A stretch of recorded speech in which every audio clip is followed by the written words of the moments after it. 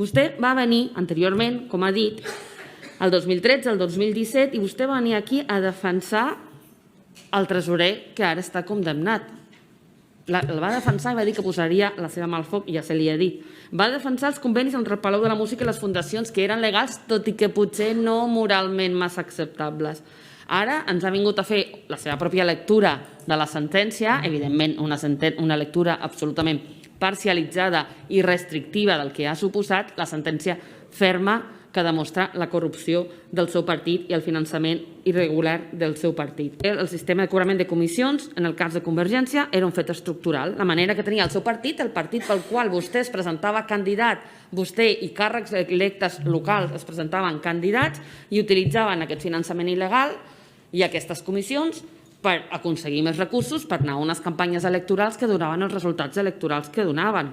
Que ara digui que això no té res a veure, que això no té a veure amb vostè, que no l'hem pogut citar en res, a nosaltres ens recorda quan el Partit Popular els acusaven de finançar-se amb la Caixa B i també es deia que els màxims dirigents no sabien de què s'estava parlant. Doncs el cas Palau és el cas Gürtel de Convergència i el responsable és vostè, senyor Mas. President Mas, nosaltres sí que li voldríem demanar i donar una oportunitat a preguntar-li per què no va fer res quan tot això estava passant. No va fer res per incompetència política o per connivència política. Perquè no va fer res mentre tot això passava al partit dels quals vostè era un dels màxims dirigents. El que sí que li volem reconèixer, i vostè mateix ho ha comentat, és aquesta habilitat que ha tingut per diluir les seves responsabilitats i per fer desaparèixer les sigles del partit ara condemnat, que semblaria que ja no existeix. Ara ja Convergència ja no existeix. Es va dissoldre. Doncs no, president, no s'ha dissolt. Part del finançament que prové d'aquesta cambra arriba encara avui en dia a Convergència Democràtica de Catalunya. I com pot ser això?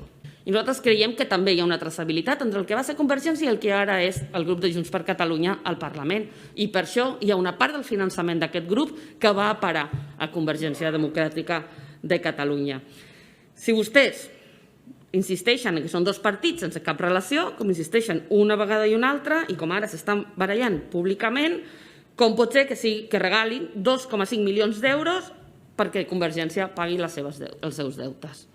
Quina és la traçabilitat d'aquests diners? Per què es dona? Pot ser que també estiguin a la base de les diferències que ara mateix estan tenint.